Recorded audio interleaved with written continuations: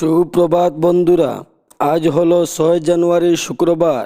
আজকের সকালের বিশেষ বিশেষ খবরগুলি হলো: নির্বাচনের পর অসমে হবে এসআইআর, মুখ্যমন্ত্রী হিমন্ত বিশ্ব শর্মা, সুপ্রিম কোর্টে বড় জয় মমতার, কমিশনকে নোটিশ সংবেদনশীল হতে বলল আদালত, মেয়াদের বিরুদ্ধে এবার অসহযোগের ডাক মুখ্যমন্ত্রী হিমন্ত বিশ্ব শর্মার, লোকসভায় ভাষণ দেওয়া হলো না নরেন্দ্র মোদীর, বিরোধী বিক্ষোভ অধিবেশনে মুলতবি, পাতারকান্দিতে লঙ্গাই নদীর বাঙ্গন বিতরণ কাজের শিলান্যাস কৃষ্ণেন্দুর, কাছাড় অরুণোদয় তালিকায় বেছে বেছে হিন্দুদের নাম কর্তন, অভিযোগ কমলাক্ষের। তাহলে বিস্তারিত খবরে যাওয়ার আগে এক্ষুনি চ্যানেলটি সাবস্ক্রাইব করুন এবং পাশে থাকা বেল আইকনটি বাজিয়ে রাখুন, যাহাতে সমস্ত খবরগুলি সবার আগে আপনার কাছে পৌঁছাতে পারে।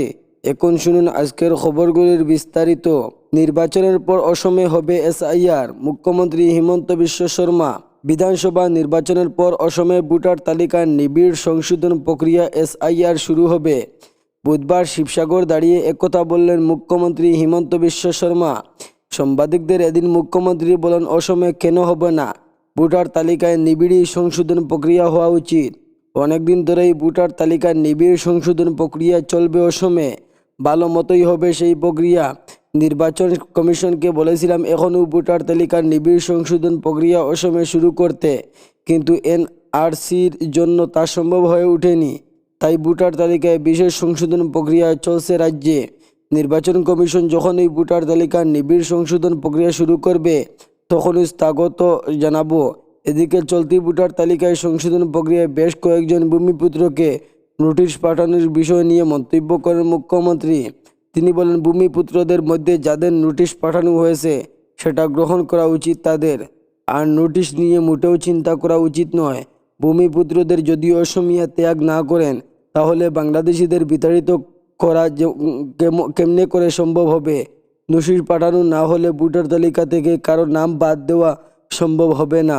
তাই কোনো স্থানীয় মানুষ নোটিশ পেতে পারেন, তাকে ভাবতে হবে সেটা দেশের জন্য তার অবদান।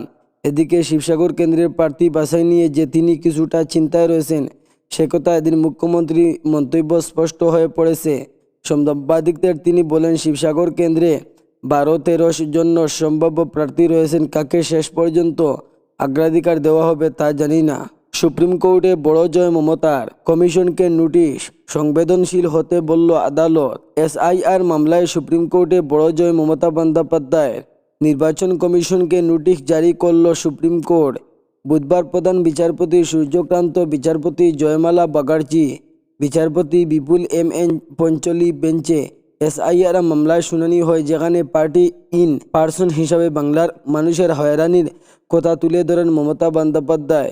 মামলার শুনানিতে নির্বাচন কমিশনকে নোটিশ জারির পাশাপাশি নির্বাচন কমিশনের আধিকারিকদের সহানুভূতিশীল হতে নির্দেশ দিয়েছে সুপ্রিম কোর্ট।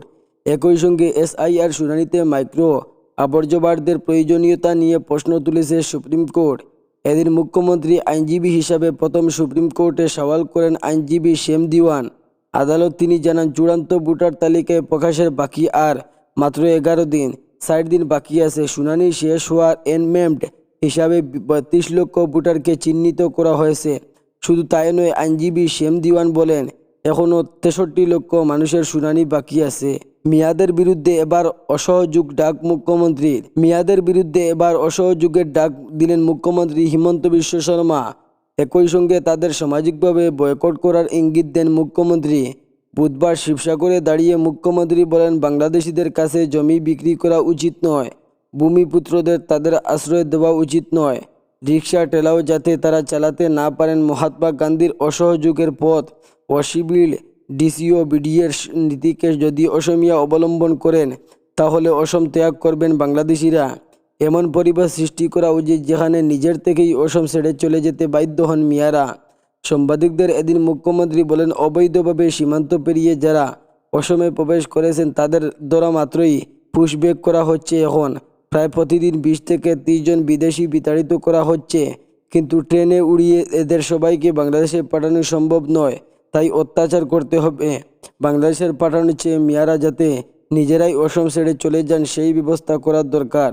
গত 5 বছরে উচ্ছেদ অভিযান চালিয়ে মিয়াদের হাত থেকে 1.5 লক্ষ বিঘা জমি দখলমুক্ত করা হয়েছে।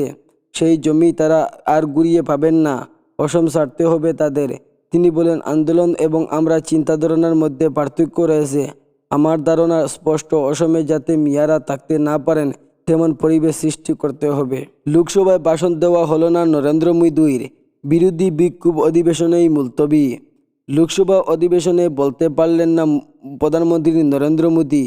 হট্টগোলের কারণে অধিবেশন মুলতবি হয়ে গিয়েছে। বাতিল করতে হয়েছে প্রধানমন্ত্রীর ভাষণ। বুধবার বিকেলে লোকসভায় রাষ্ট্রপতির ভাষণের উপর ধন্যবাদ প্রস্তাব বক্তব্য রাখার কথা ছিল মোদীর, কিন্তু সকাল থেকে দফায় দফায় উত্তেজনা ছড়ায় সংসদের নিম্নকক্ষে। কখনো চীনের সঙ্গে ভারতের দ্বিপাক্ষিক সম্পর্ক, কখনো ভারত আমেরিকা বাণিজ্য সমঝোতা, কখনো গান্ধী পরিবারের অপমান প্রসঙ্গে বিরোধীদের বিক্ষোভ দেখায়। পরিস্থিতি সামাল দেওয়া না গেলে মোদীর বক্তব্যকে ক্যান্সেল করে সংসদ। পাতানগান্ধীতে লঙ্গাই নদীর ভাঙ্গন প্রতিরোধ কাজের শিলান্যাস কৃষ্ণেন্দুর। দীর্ঘদিন আতঙ্কের অবসান ঘটিয়ে পাতারকান্দি শহর ও তাপাদারপাড়া এলাকাকে লঙ্গাই নদীর ভয়াবহ ভাঙ্গনের হাত থেকে স্থায়ী সুরক্ষা দিতে এক বড় ও যুগান্তকারী পদক্ষেপ গ্রহণ করল রাজ্য সরকার। জল সম্পদ বিভাগের অধীনে 10 কোটি টাকার ভাঙ্গন রোধ প্রকল্পের আনুষ্ঠানিক শিলান্যাসের মাধ্যমে উন্নয়নের নতুন দিশা দেখালো বর্তমান সরকার, যা বর্ষা এলেই নদী ভাঙ্গনের সংখ্যা থাকা হাজার হাজার মানুষের মনে নতুন আশার সঞ্চার করেছে। এতে ভারত বাংলা সীমান্তে গুসা প্রান্তিক পাতারকান্দি শহর ও তাপাদারপাড়া এলাকাকে লঙ্গাই নদীর ভয়াবহ ভাঙ্গনের কবল থেকে চিরস্থায়ী সুরক্ষা দেওয়ার লক্ষ্যে এক ঐতিহাসিক ও সুদূর প্রসারী পদক্ষেপ গ্রহণ করল রাজ্য সরকার। দীর্ঘদিন ধরে বর্ষা এলেই নদীর ভাঙ্গন নিয়ে আতঙ্কে দিন কাটানো স্থানীয় বাসিন্দাদের জন্য এজন্য এক স্বস্তির খবর। বুধবার পাতারকান্দি শহরের ভিতরবাজার মসজিদ প্রাঙ্গণে এক বর্ণাঢ্য জনসমগ্ন অনুষ্ঠানের মধ্যে দিয়ে জলসম্পদ বিভাগের অধীন লঙ্গাই নদীর তীব্র ভাঙ্গন রোধ প্রকল্প 10 কোটি টাকার কাজের আনুষ্ঠানিক শিলান্যাস করলেন রাজ্যের মন্ত্রী তথা পাতারকান্দির বিধায়ক কৃষ্ণেন্দু পাল। কাছাড় অরুণোদয় তালিকায় বেছে বেছে হিন্দুদের নাম কর্তন অভিযোগ কমলাক্ষের। কাছাড়ে অরুণোদয় প্রকল্পের হিতাধিকারীদের তালিকা থেকে বেছে বেছে হিন্দুদের নাম বাদ দেওয়ার ষড়যন্ত্র চলছে বলে অভিযোগ করলেন বিধায়ক কমলাক্ষ দেবপুরকাইস্ত।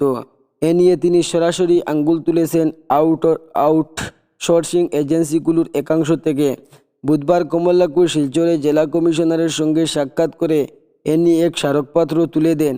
স্মারকপত্র পেশ করার পর সাংবাদিক মাধ্যমের সঙ্গে কথা বলতে গিয়ে তিনি বলেন, বর্তমান অরুণোদয় 3 প্রকল্পের হিতাধিকারীদের নাম তালিকাভুক্ত করা হচ্ছে। এর মধ্যে তার নজরে আসে কাটিগড়ায় 184 জনের নাম হঠাৎ ডিলিট হয়ে গেছে। যাদের নাম ডিলিট হয়েছে তারা সবাই হিন্দু জনগোষ্ঠীর। তখন ভালোভাবে ব্যাপারটা যাচাই করে তিনি বুঝতে পারেন এই কাজের দায়িত্বপ্রাপ্ত কিছু আউটসোর্সিং এজেন্সি এমন কাজ করছে।